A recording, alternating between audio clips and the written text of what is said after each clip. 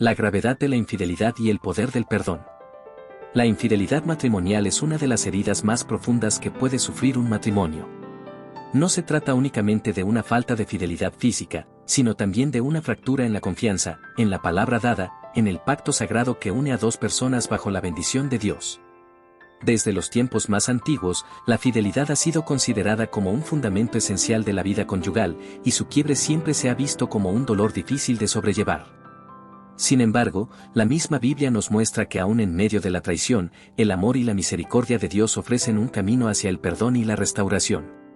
Cuando un matrimonio enfrenta una infidelidad, se abren múltiples heridas: el dolor del cónyuge traicionado, la vergüenza del cónyuge infiel, la crisis de identidad como pareja y la duda sobre si es posible continuar. La traición desarma la seguridad construida durante años, hiere el alma y produce una sensación de vacío. En muchos casos, incluso las palabras parecen insuficientes para describir la profundidad del dolor. El salmista expresa un sentimiento similar cuando habla de ser herido no por un enemigo, sino por un amigo cercano con quien compartía la intimidad. Así se siente muchas veces la infidelidad, como un golpe inesperado de la persona en quien más se confiaba. Sin embargo, en la palabra de Dios también encontramos la revelación de que el perdón no es una opción lejana, sino una realidad posible en aquellos que deciden caminar según la voluntad del Señor.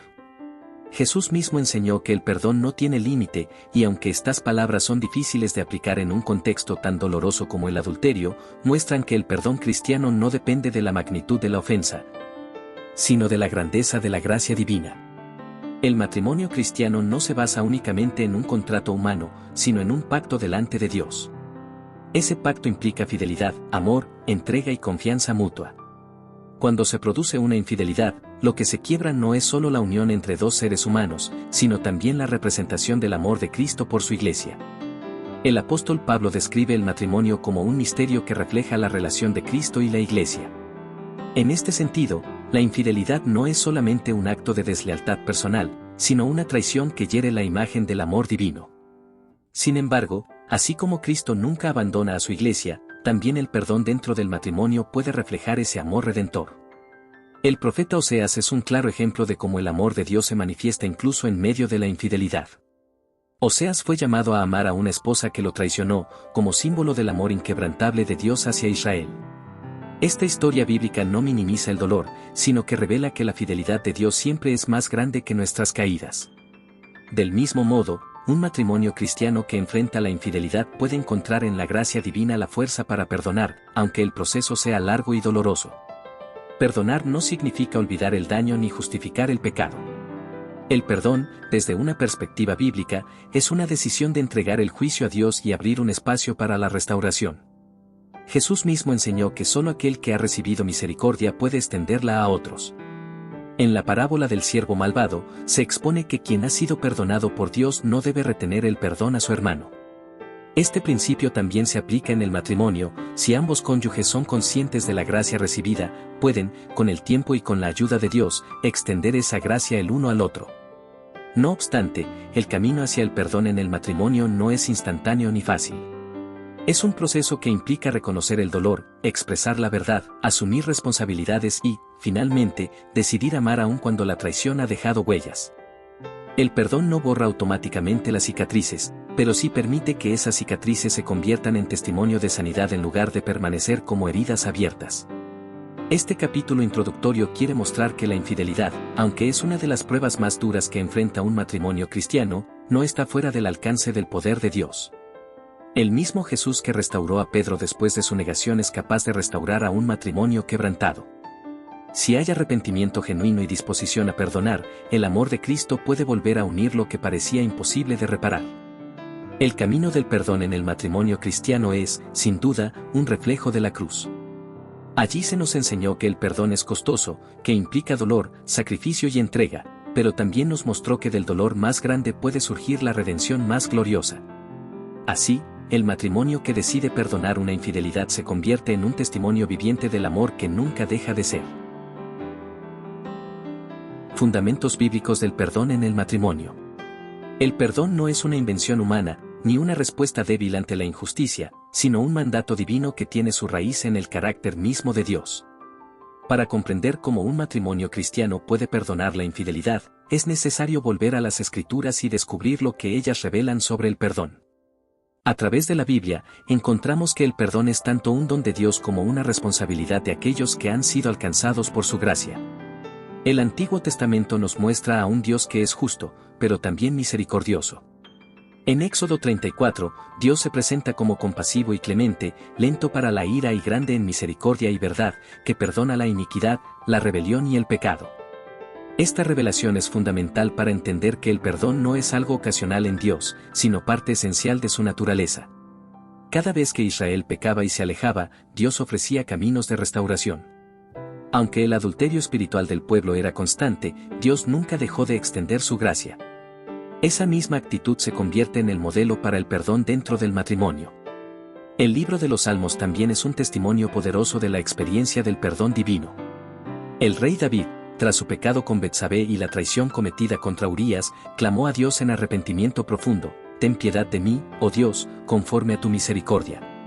Conforme a la multitud de tus piedades borra mis rebeliones». El corazón quebrantado de David no solo nos muestra la gravedad del pecado, sino también la posibilidad de hallar gracia en Dios. Así, cuando un matrimonio enfrenta la infidelidad, puede ver en la historia de David un reflejo de cómo, aun en medio del fracaso, el arrepentimiento genuino abre las puertas al perdón. En el Nuevo Testamento, Jesús es la máxima revelación del perdón. En sus enseñanzas, Él elevó el estándar del amor y de la misericordia a un nivel que sobrepasa la justicia humana. En el Sermón del Monte, dijo: «Si perdonáis a los hombres sus ofensas, os perdonará también a vosotros vuestro Padre Celestial, mas si no perdonáis a los hombres sus ofensas, tampoco vuestro Padre os perdonará vuestras ofensas».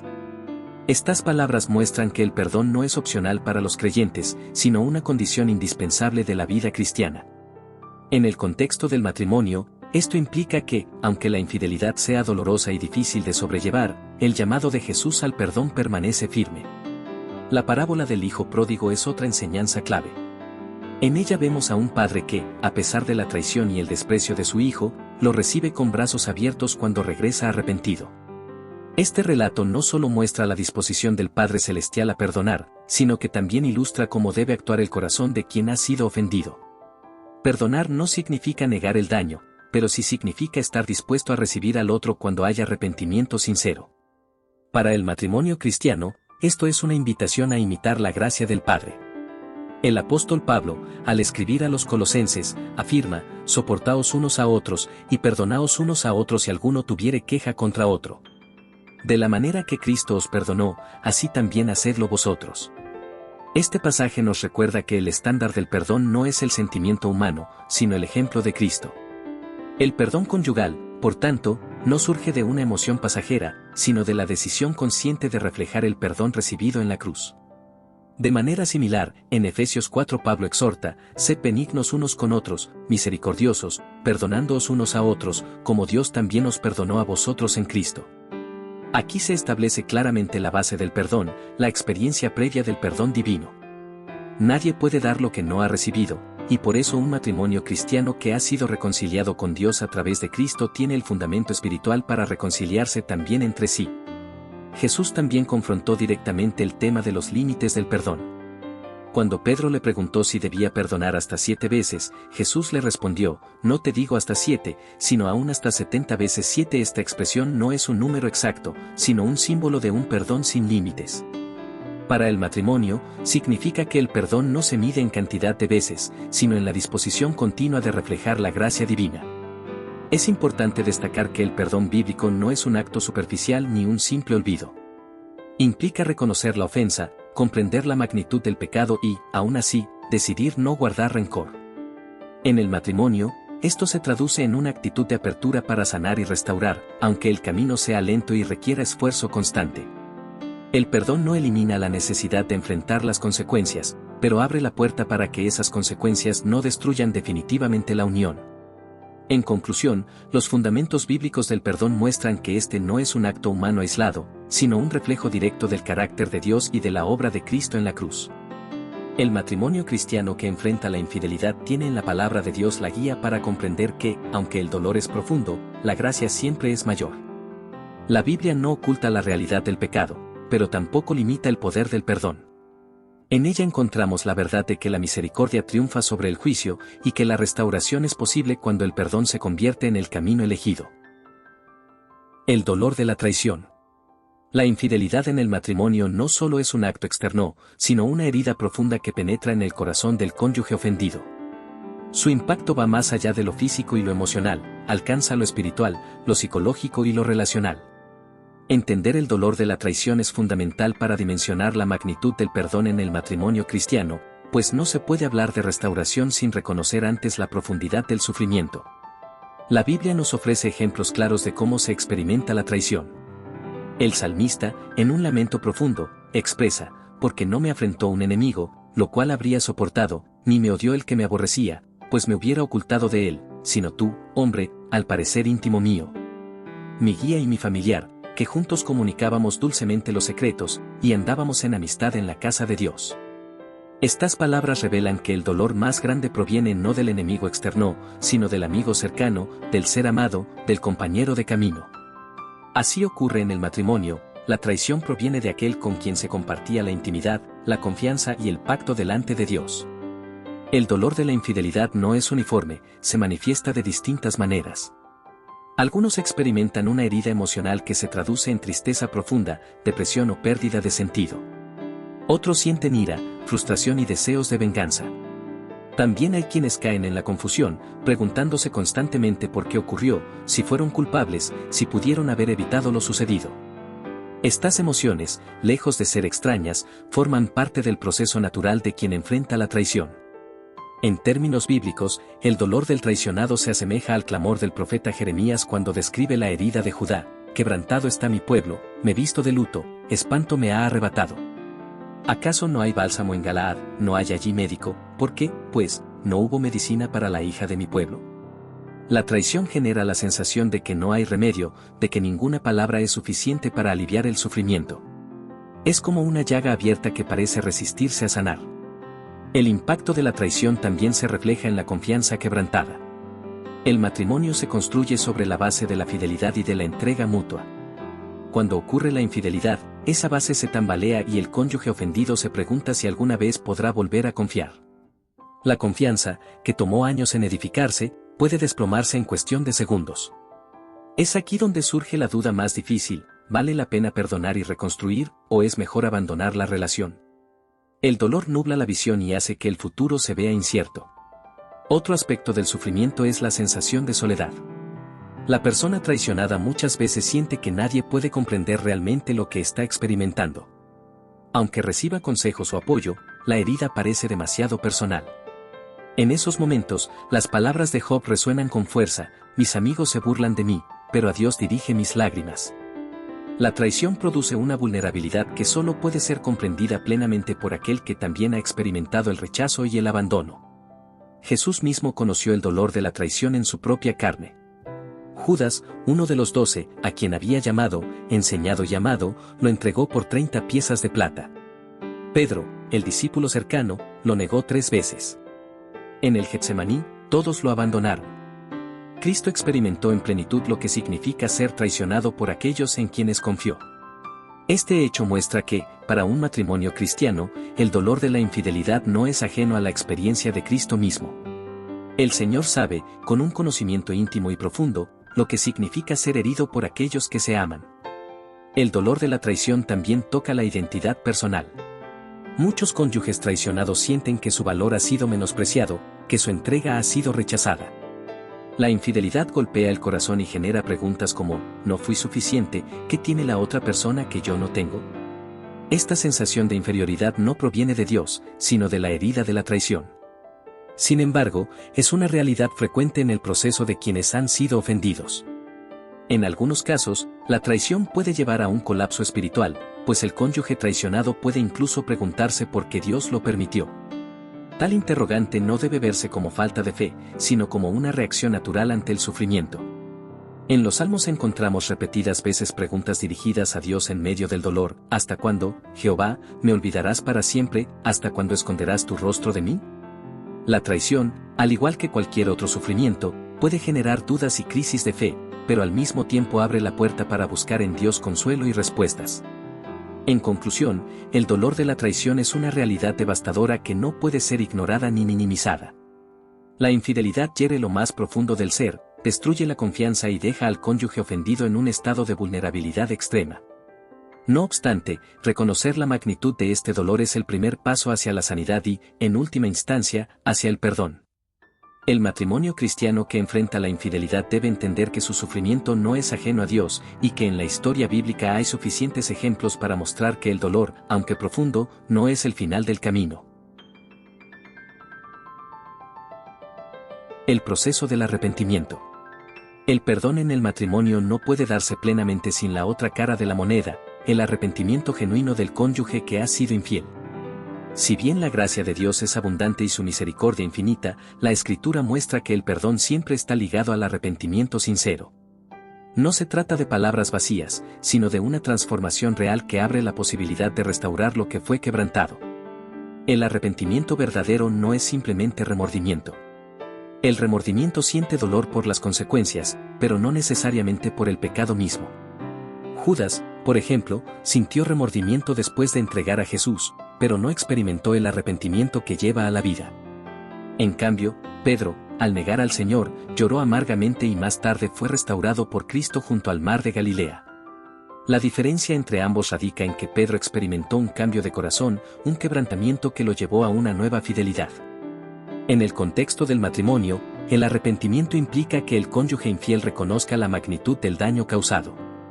No basta con decir lo siento, debe haber una confesión clara y honesta. El rey David, después de su pecado, expresó, contra ti solo he pecado, y he hecho lo malo delante de tus ojos. Este reconocimiento muestra que el arrepentimiento no busca excusas ni minimiza la ofensa, sino que asume plenamente la responsabilidad. El arrepentimiento también implica un cambio de dirección. En el Antiguo Testamento, la palabra hebrea sub significa volver, retornar. El profeta Isaías lo expresa de esta manera: deje el impío su camino, y el hombre inicuo sus pensamientos, y vuélvase a Jehová, el cual tendrá de él misericordia. En el matrimonio, el arrepentimiento se manifiesta cuando el cónyuge infiel deja radicalmente el camino del engaño. Corta todo lazo con la persona que fue causa de infidelidad y decide volver a su esposo o esposa con un corazón renovado. Otro aspecto esencial del arrepentimiento es la disposición a asumir las consecuencias. Zaqueo, al encontrarse con Jesús, no solo confesó su pecado, sino que se comprometió a restituir: he aquí, Señor, la mitad de mis bienes doy a los pobres, y si en algo he defraudado a alguno, se lo devuelvo cuadruplicado.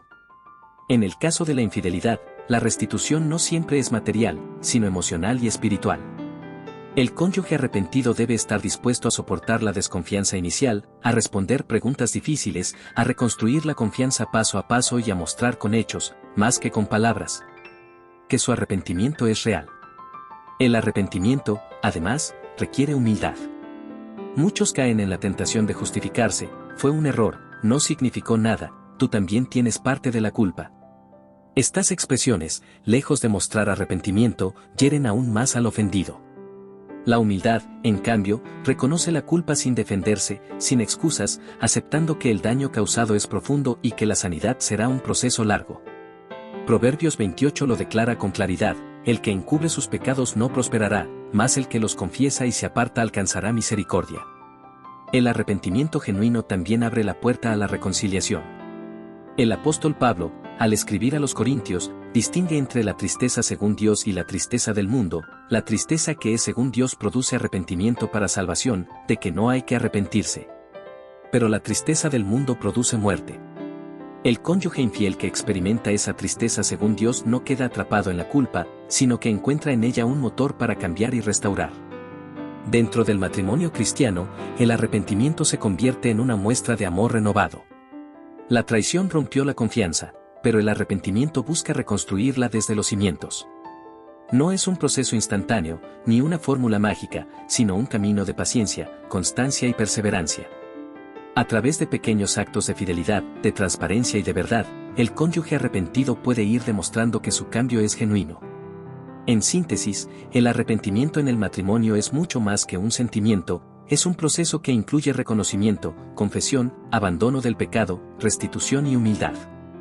Sin este arrepentimiento verdadero, el perdón no puede florecer plenamente.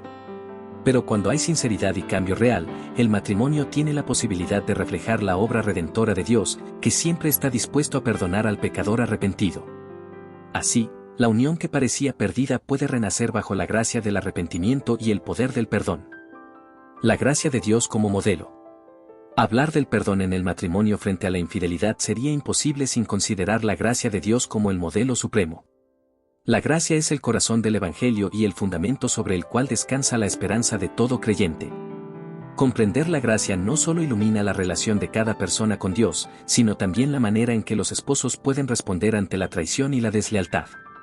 La gracia, en términos bíblicos, es el favor inmerecido de Dios hacia el ser humano. El apóstol Pablo lo declara en Efesios 2: porque por gracia sois salvos por medio de la fe, y esto no de vosotros, pues es don de Dios, no por obras, para que nadie se gloríe. Nadie merece el perdón de Dios, pero Él lo concede gratuitamente en Cristo. Esa misma realidad se convierte en el patrón para el matrimonio. El cónyuge ofendido no perdona porque el otro lo merezca, sino porque ha recibido de Dios la capacidad de reflejar su gracia. La historia de Israel es un testimonio constante de la gracia divina. A pesar de que el pueblo se apartaba repetidamente, Dios seguía extendiendo misericordia. El profeta Oseas fue llamado a vivir en carne propia esa verdad, amar a una esposa que lo traicionaba, como símbolo del amor incansable de Dios hacia un pueblo infiel. Esta narrativa, aunque difícil, revela que la gracia no se basa en el mérito, sino en la fidelidad de quien ama. Del mismo modo, en el matrimonio cristiano, la gracia ofrece un camino de restauración aun cuando la traición ha dejado una marca profunda. Jesús, en su ministerio, encarnó la gracia de Dios en cada uno de sus actos. Cuando le trajeron a la mujer sorprendida en adulterio, los acusadores pedían justicia conforme a la ley. Sin embargo, Jesús respondió con palabras que desarmaron a todos: el que de vosotros esté sin pecado sea el primero en arrojar la piedra contra ella. Nadie pudo condenarla, y el Señor le dijo: ni yo te condeno, vete, y no peques más. Este pasaje muestra con claridad cómo la gracia no ignora el pecado, pero lo enfrenta con misericordia y abre un camino de transformación. En el contexto matrimonial, este ejemplo enseña que, aunque la infidelidad es real y dolorosa, la gracia tiene el poder de ofrecer una nueva oportunidad. La parábola del siervo malvado también resalta la naturaleza de la gracia. El siervo había sido perdonado de una deuda impagable, pero no quiso perdonar a su consiervo una cantidad mínima. Jesús concluye que quien ha recibido una gracia tan grande está llamado a extenderla. En el matrimonio, la deuda de la infidelidad puede parecer inmensa, pero cuando se compara con el perdón recibido en la cruz, se comprende que el cónyuge ofendido puede encontrar en la gracia de Dios la fuerza para perdonar. La gracia también se manifiesta en la manera en que Cristo amó a su iglesia. Pablo escribe: maridos, amad a vuestras mujeres, así como Cristo amó a la iglesia, y se entregó a sí mismo por ella. Ese amor sacrificial, que no se detuvo ante el rechazo ni la traición, es la máxima expresión de la gracia. El perdón conyugal, inspirado en este amor, no se basa en el mérito del otro, sino en la decisión de reflejar la entrega de Cristo. No obstante, es importante comprender que la gracia no significa permisividad. La gracia llama al pecador al arrepentimiento y a una vida transformada.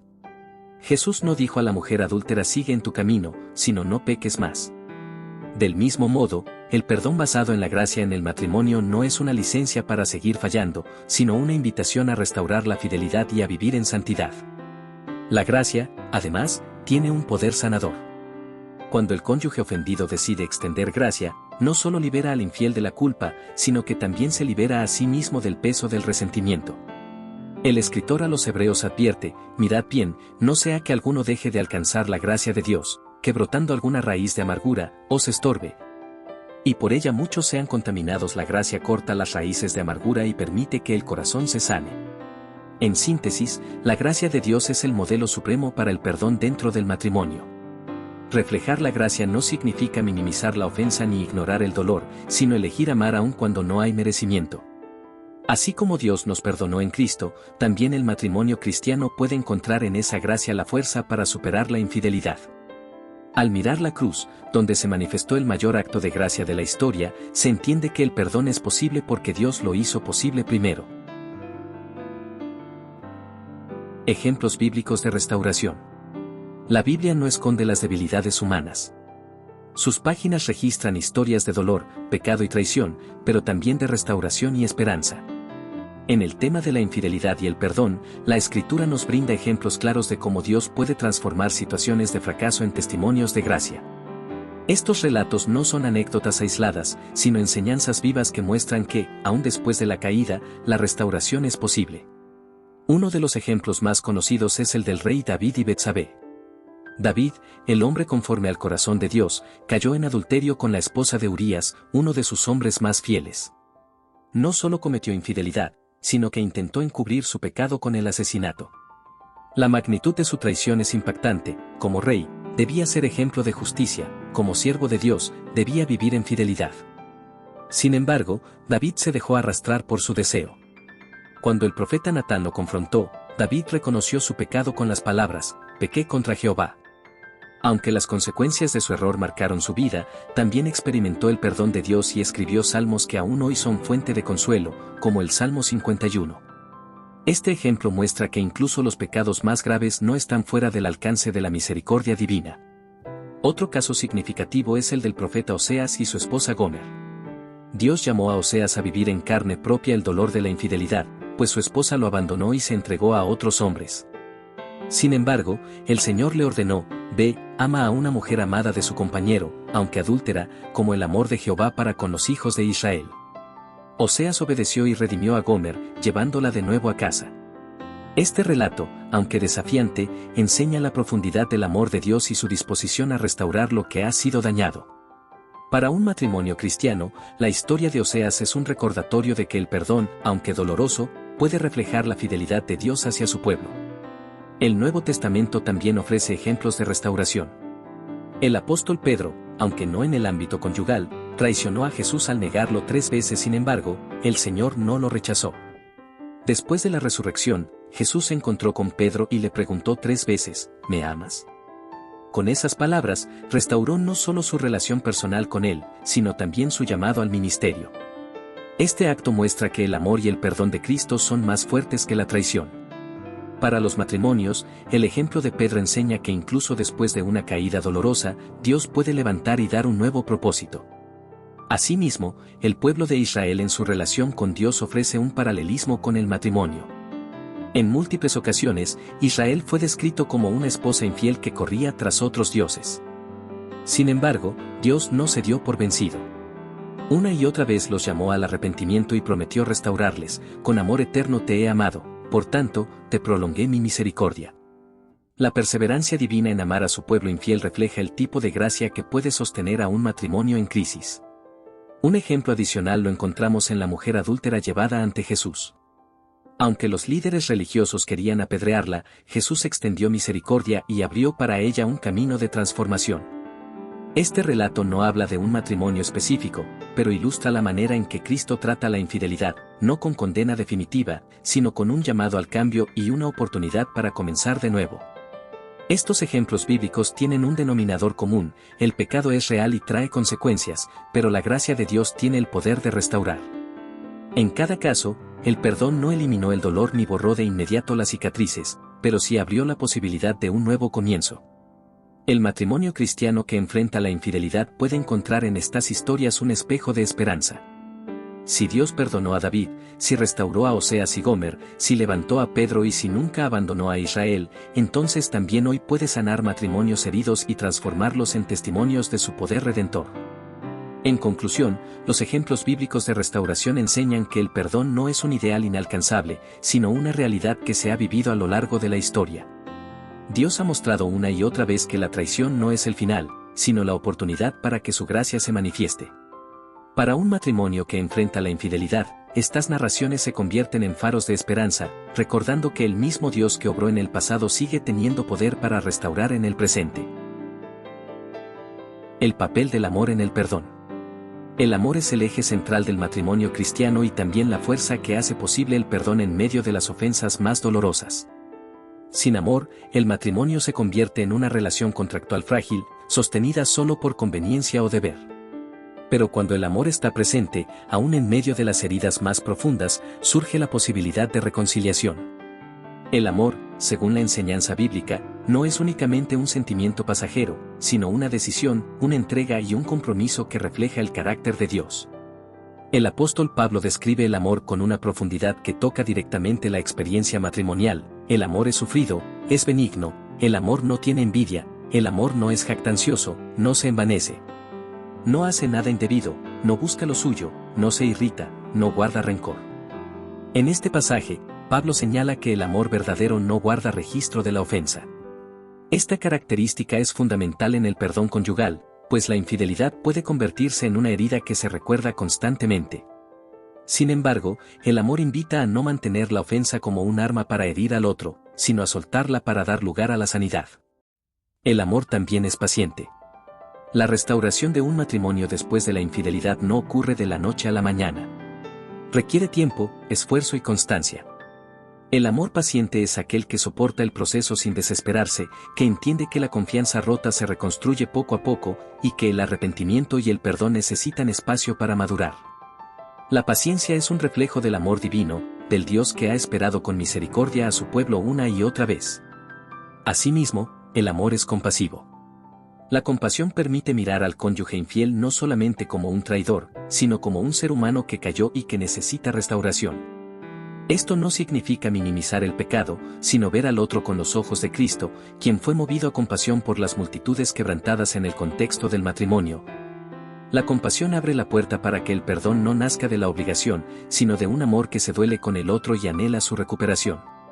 El amor en el matrimonio también es sacrificial. Efesios 5 exhorta a los esposos: maridos, amad a vuestras mujeres, así como Cristo amó a la iglesia, y se entregó a sí mismo por ella. Este mandamiento coloca el amor matrimonial en el nivel más alto, un amor dispuesto a dar la vida. El perdón frente a la infidelidad requiere de este tipo de amor, que no se centra en el orgullo herido, sino en la posibilidad de restaurar lo que fue quebrantado. El sacrificio implica renunciar al deseo de venganza, a la amargura y al derecho de guardar resentimiento, para escoger el camino de la reconciliación. El amor, además, es vínculo de unidad. Colosenses 3 afirma: y sobre todas estas cosas vestíos de amor, que es el vínculo perfecto. El amor es la fuerza que mantiene unido al matrimonio incluso después de una traición. Cuando el perdón se basa en el amor, no se trata simplemente de cerrar un capítulo, sino de reanudar el compromiso de caminar juntos. El vínculo del amor no elimina las cicatrices, pero transforma las heridas en testimonios de superación. Otro aspecto esencial del amor es su capacidad de dar esperanza. La infidelidad puede sembrar la idea de que todo está perdido, de que el futuro matrimonial no tiene salida. Sin embargo, el amor genuino mira más allá de la traición y se aferra a la posibilidad de un nuevo comienzo. Romanos 5 declara que el amor de Dios ha sido derramado en nuestros corazones por el Espíritu Santo que nos fue dado. Ese amor es fuente de esperanza, aun cuando las circunstancias parecen imposibles. Es importante destacar que el amor no niega la justicia. Perdonar no significa aceptar un patrón de pecado ni tolerar la infidelidad repetida. El amor verdadero confronta el mal, porque desea lo mejor para el otro. Como enseña Proverbios 27, mejor es reprensión manifiesta que amor oculto. En el matrimonio, el amor que perdona también llama al cónyuge infiel a la fidelidad y a la transformación. En conclusión, el amor es el motor que hace posible el perdón dentro del matrimonio cristiano. No es un amor romántico superficial, sino un amor paciente, compasivo, sacrificial, que da esperanza y que busca la restauración por encima del orgullo. Sin amor, el perdón es imposible, pero con amor, el matrimonio herido por la infidelidad puede renacer y convertirse en un testimonio vivo del poder de Dios. La confianza y su reconstrucción. En un matrimonio, la confianza es uno de los pilares fundamentales. Sin ella, la relación se tambalea y el vínculo conyugal se vuelve frágil. La infidelidad destruye este pilar de manera abrupta, dejando una sensación de vacío y traición que puede parecer irreparable. Sin embargo, la confianza, aunque rota, puede ser reconstruida con el tiempo, la paciencia y la voluntad de ambas partes. Este proceso no es fácil ni rápido, pero es posible si se basa en principios claros y en una disposición genuina a sanar. La confianza, en su esencia, es la seguridad de que el otro actuará con integridad, fidelidad y respeto.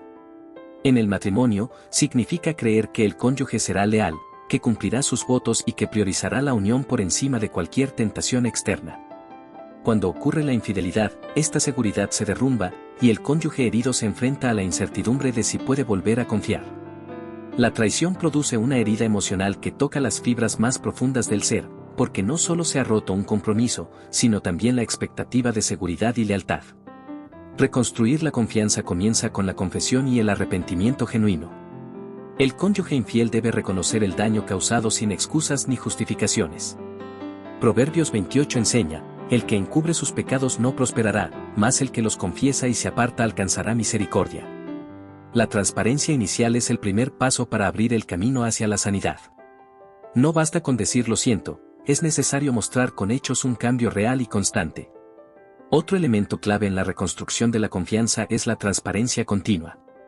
El cónyuge infiel debe estar dispuesto a vivir con un alto nivel de honestidad, incluso en aspectos que antes eran privados. Esto puede incluir rendir cuentas sobre sus actividades, amistades o comunicaciones, no como un acto de control, sino como un gesto de buena fe que ayuda al cónyuge herido a sentirse seguro nuevamente. Este nivel de transparencia no es permanente, pero sí necesario en la etapa inicial de la restauración. El tiempo es también un factor decisivo. La confianza no se recupera en semanas ni en pocos meses. Dependiendo de la magnitud de la herida, el proceso puede tardar años. El cónyuge herido necesita ver constancia en la conducta del otro, ya que las palabras pierden valor frente a los hechos. Cada decisión correcta, cada acto de fidelidad y cada demostración de compromiso va construyendo, poco a poco, los cimientos de una nueva confianza. Como dice Gálatas 6, no nos cansemos, pues, de hacer bien, porque a su tiempo segaremos, si no desmayamos. La reconstrucción de la confianza también requiere del perdón activo. Aunque el cónyuge herido puede decidir perdonar, la memoria de la traición no desaparece de inmediato. En este punto, el perdón se convierte en una decisión diaria de no permitir que la herida gobierne el presente. El perdón no significa olvidar, sino renunciar a vivir esclavizado por el pasado. A medida que el perdón se practica, el corazón comienza a abrirse de nuevo a la posibilidad de confiar. Un aspecto importante es la restauración de la intimidad.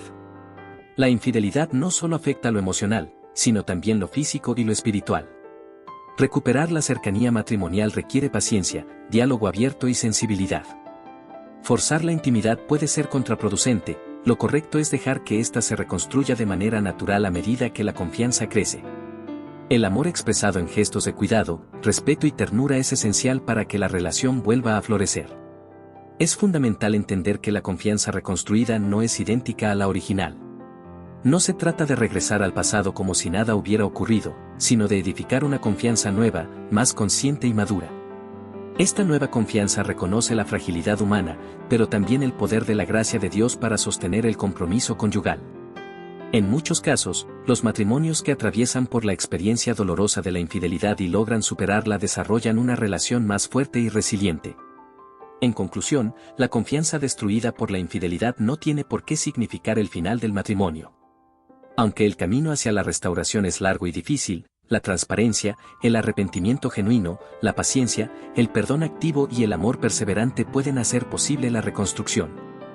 El matrimonio que decide caminar por este sendero puede descubrir que, aunque las cicatrices permanezcan, también lo hará una confianza renovada, fruto de la fidelidad y de la gracia divina obrando en la vida de ambos. El perdón como decisión y proceso. El perdón en el matrimonio cristiano frente a la infidelidad no es un acto único ni instantáneo, es un proceso continuo y una decisión firme. A menudo se confunde con olvidar o con minimizar el daño, pero el verdadero perdón implica un compromiso consciente de liberar al otro del peso de la culpa, mientras se trabaja en la sanidad emocional y espiritual del cónyuge herido. Comprender el perdón como un proceso ayuda a enfrentar la traición de manera realista y con esperanza. El primer paso en este proceso es la decisión de perdonar. Esta decisión no depende de la emoción, que puede fluctuar constantemente, sino de la voluntad. Colosenses 3 exhorta, soportándoos unos a otros, y perdonándoos unos a otros, si alguno tuviere queja contra otro, de la manera que Cristo os perdonó, así también hacedlo vosotros. Perdonar, entonces, no es una opción secundaria, es un mandato que refleja la obediencia a Dios y la fe en su poder para transformar corazones. Una vez tomada la decisión, el perdón debe vivirse paso a paso. No significa regresar al mismo nivel de intimidad de inmediato, ni eliminar de golpe las emociones de dolor, enojo o tristeza. Estas emociones son naturales y forman parte del proceso de sanidad. Reconocerlas, enfrentarlas y expresarlas de manera sana permite que el perdón no sea superficial, sino profundo y duradero. Como enseña el apóstol Pablo, examinaos a vosotros mismos, si estáis en la fe, probaos a vosotros mismos. Reflexionar sobre la propia fe y sobre la disposición a perdonar fortalece la decisión tomada. El perdón también requiere comunicación abierta y honesta. Hablar de la traición, de los sentimientos, de los miedos y de las expectativas ayuda a reducir la tensión emocional y a clarificar lo que cada uno necesita para avanzar. Efesios 4 aconseja hablar con toda verdad en amor, lo cual permite expresar el dolor sin destruir la relación. La comunicación efectiva es un puente que conecta corazones y facilita la comprensión mutua, esencial para que el perdón se haga tangible. Otro elemento clave es la paciencia.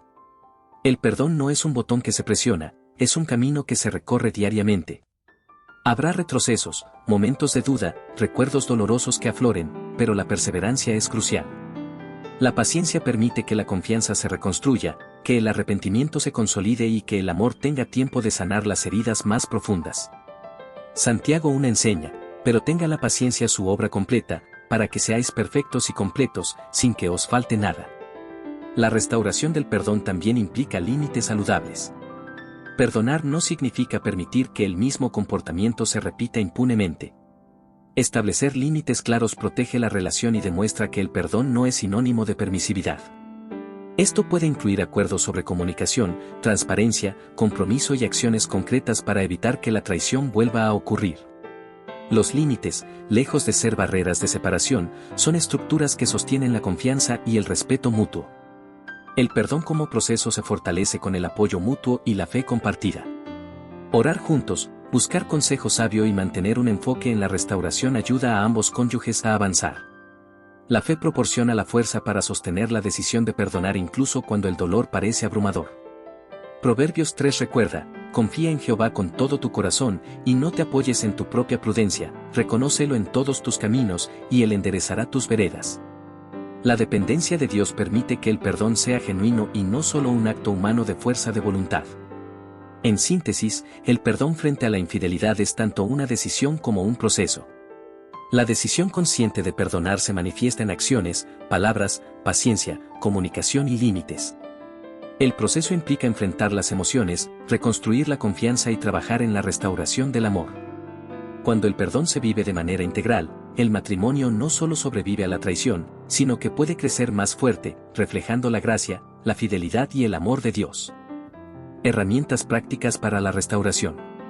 Restaurar un matrimonio después de la infidelidad requiere no solo voluntad y fe, sino también herramientas prácticas que faciliten el proceso. Estas herramientas ayudan a los cónyuges a reconstruir la confianza, mejorar la comunicación, sanar heridas y fortalecer el amor.